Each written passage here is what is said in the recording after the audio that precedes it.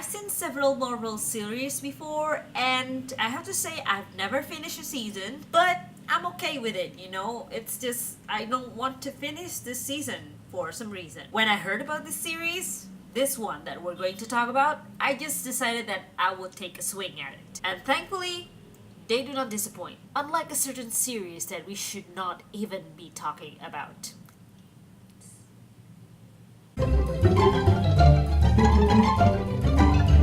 Good morning, afternoon, evening everyone. Hi, my name is Myra and welcome back to my channel. Hope you're having a good time. Hope you're having a good day. If not, here's a hug.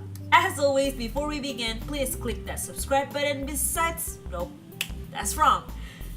As always, before we begin, please click that bell button besides my subscribe button so you will be notified if I upload something new. Wow, I haven't made a series review in a while. The last one is about Sherlock, I believe, and I think I might have some footage for Westworld Season 1 that I have somewhere.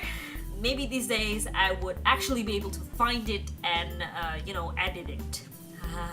Anyway, you know, if you are not new to my channel at least, you know that I reacted to the trailer, and seeing that trailer, I am not expecting a good storyline. The trailer was a little bit of everything and practically went everywhere. I thought this series is going to be like Riverdale. You know, lots of drama, but there's not a great actual red line. And I am sorry for you if you are Riverdale fans. I just don't enjoy that particular series. It's not a bad series. Some people might actually like it, but I don't.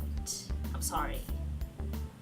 I'm sorry. It's just not what I like. So, with this one, story starts with Alex Wilder, a son of a wealthy parents, and he is trying to reconnect with his old friends after a tragedy happened to them. His friends consist of his parents' friends' children, and they were a close-knit group until the tragedy happened, and they split and hung out with different friends. After Alex invited all of them to his house, where his parents also host secret meetings with all of the other parents, they felt the awkwardness between them settling in, so they decided to wander around the house and eventually stumble upon a secret. A secret so big that will eventually turn them against their parents and got them involved into a city scale of predicament. Okay, stop if you haven't seen the entire series, or else I will spoil you, and that would not be good for me or you. If you have, yes, you may continue so we can fangirl together about cute dinosaurs and cute goth girls. What?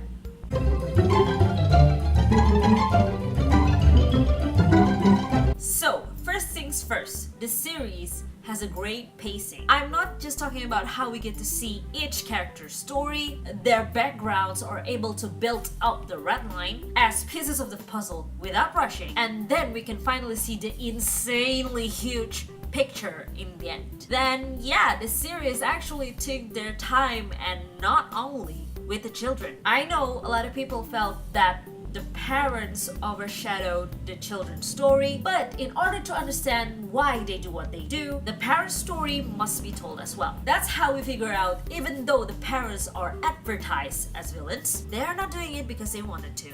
They were promised things and given certain stuff by the main villain, and in return, they have to do certain rituals that were requested, and I'm pretty sure you know what happens next. As for the sci-fi part of this series, I do not see much of it. I think Runaways are more focused on the drama aspect, and even though it is clearly targeted for teenagers since, hello, all the main characters are teenagers, it doesn't have the sinister, almost predictable story about one friend liking the other friend and willing to sacrifice something for it, or A is cheating with B but B actually is liking C, and so on and so forth. However, I do not deny that the makers may have incorporated some of these ideas, or you can say traits, with the characters. Also, I've seen the LGBTQ issue in the series, and after figuring out that they were just staying true to the character, I'm actually giving it a thumbs up. It's nice to see that Marvel decides to keep something original of a known character as always. Even though they do not do it every time, it's good to see when they actually do it, you know, and it gives like a fair representation of the LGBTQ community, which is always great, all inclusive,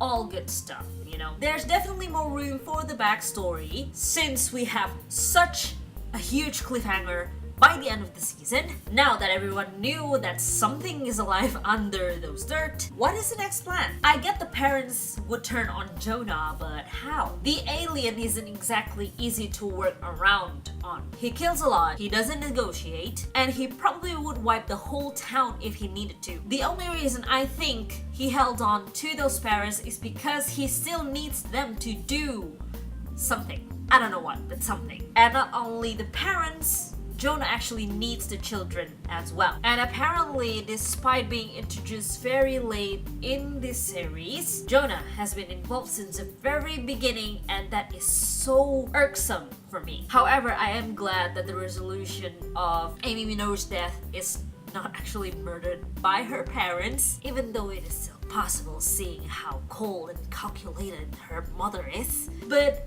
man, that makes me very uneasy on how will the others' fate will be. Then we move on to the characters. I have the most liked and the most hated characters, so I think I will start with the good one. I got my eyes set on Gert as the most likable character because I relate more to her. Also, she has a dino on her tail. I would trade all of my Doraemons for a dinosaur of my own, and that's saying something because I actually love my Doraemon a lot. And this is like one of the many things that I have. I have like, oh no, this is very dirty, but I have like all of this random toy of Doraemon's, and I'm pretty sure I have more. I have stickers, I have bags, I have a lot of things on Doraemon. Back to Gert. She also is the only character that is written to have a sister. Well, a stepsister, but still. I feel the connection that they have for each other, and it was very, very nice to see. My most hated character, other than Jonah, because that one is so obvious, is actually Victor Stein. I have hoped that he would stay dead, but unfortunately, I do have an inkling that he would live again because I'm pretty sure he is very vital to the villain storyline. I hated him because I think even though he actually loves his son, it didn't show because he was way too selfish and wanted him to be seen and cared for before everyone else. And to make matters worse, his son actually loves him unconditionally, and that just breaks the viewer's heart, or at least my heart. While with Jonah, it's like a no-brainer. He is obviously built to make people hate him. Now, since The Runaways is set to have a season 2, here's what I hope would happen. It's clear that the kids are not in their home anymore. They are rogue and living on the streets until probably Jonah is out of the picture. Of course, I hope that they would be reunited with their parents soon, since the parents now will actually fight against Jonah. But I think some intrigues would happen. Maybe one of the parents would rebel and side with Jonah, or a new character could appear and suddenly became Jonah's right hand, since, you know, his lover is not his right hand anymore. Who knows? And as far as chemistry goes, I initially didn't think that Nico would end up with Carolina, but in the comics, they are actually kind of a couple, so you know what?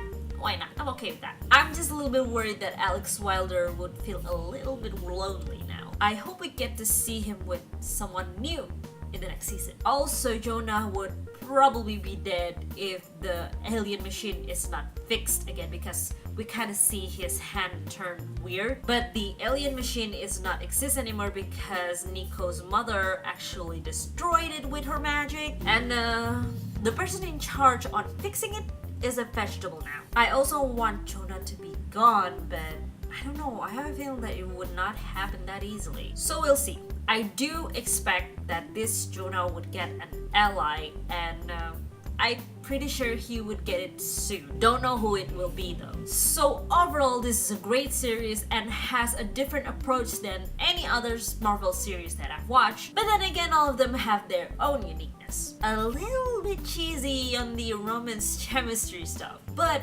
really great on storyline and characters. They've done a great job with everyone's background. We'll definitely see the second season and I hope it will come soon. So that is all I have for you guys today. Thank you so much for watching. I appreciate it a lot. I mean, if you reach here, you probably already see me ramble about a lot of stuff about this series and more maybe. So thank you. I appreciate it a lot. And don't forget to comment, like, subscribe, because I love seeing your comments, I love seeing your reactions, I love seeing your critics or compliments or anything that would help me be a better YouTuber, a better movie reviewer, series reviewer, trailer reactioners for you guys. So please do that. I would love it so much. And don't forget to follow my Facebook and Instagram, but mostly on Instagram because I usually post more there. But maybe I'll post more on Facebook, who knows. Thank you again so much for watching, and I will see you next time. Bye!